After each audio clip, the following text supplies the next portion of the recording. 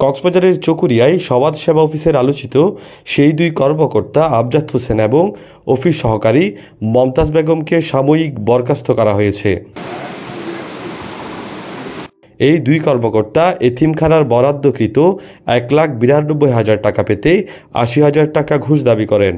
তার মধ্যে প্রথম দফায় 40,000 ঘুষের টাকা কর্মকর্তা আমজাদের নির্দেশে অফিস সহকারী মমতাজ বুঝে নেয়ার একটি ভিডিও ভাইরাল হয়। এরপর ঘুষ বাণিজ্য নিয়ে সমালোচনার ঝড় ওঠে সব মহলে।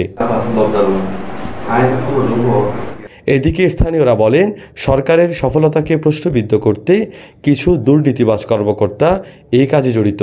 তাদের বিরুদ্ধে দ্রুত ব্যবস্থা নেয় আনন্দ প্রকাশ করেছে স্থানীয়রা। সরকারের যথাযথ কর্তৃপক্ষ এই অনিয়মের বিরুদ্ধে ব্যবস্থা নিয়ে প্রশংসার দাবিদার হয়েছেন।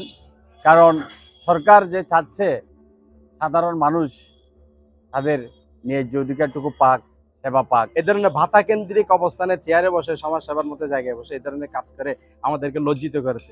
পাশাপাশি আমরা আনন্দিত এই কারণে যে এই ধরনের দুইজন দুষ্কৃতিকারী, প্রশাসনিক দুষ্কৃতিকারী, যারা এই গরিব দুঃখী অসহায় মানুষের ভাতা নিয়ে চিনিমিনি খেলে তাদেরকে যে শাস্তির আওতায় আনা হয়েছে, সেই কারণে আমরা সরকারের সর্বোচ্চ লেভেলের প্রতি কৃতজ্ঞতা জানাচ্ছি, ধন্যবাদ জানাচ্ছি। বিধবা ভাতা, প্রতিবন্ধী ভাতা এগুলো করার কারণে অনেক প্রতিবন্ধী আজকে সচ্ছলতার সাথে দিন যাপন করতেছে।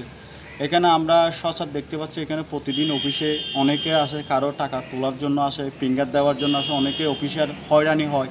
আমরা গতকাল থেকে একটি নিউজ পাচ্ছি এবং সোশ্যাল মিডিয়ায় দেখতেছি সমাজ সেবার একজন মহিলা কর্মকর্তা সরাসরি তিনি ঘুষ নিচ্ছেন। সোমবার সমাজসেবা অধিদপ্তরের যুগ্ম সচিব সৈয়দ মোহাম্মদ নুরুল ইসলাম বাসী এবং সমাজ কল্যাণ মন্ত্রণালয়ের সচিব মোহাম্মদ খায়রুল আলম শেখ স্বাক্ষরিত পৃথক প্রজ্ঞাপনে বরখাস্তের এই সিদ্ধান্ত নেওয়া হয়। এদিকে প্রতিদিন বয়স্ক ভাতা, বিধবা ভাতা, প্রতিবন্ধী ভাতা ও শিক্ষা প্রবৃত্তি ভাতা সহ নানান সেবা যাওয়া মানুষের যেন কেউ হয়রানির শিকার না হয়, বিষয়টি নজরে দেওয়ার কথা বলেন সচেতন মহল। News desk, TTN।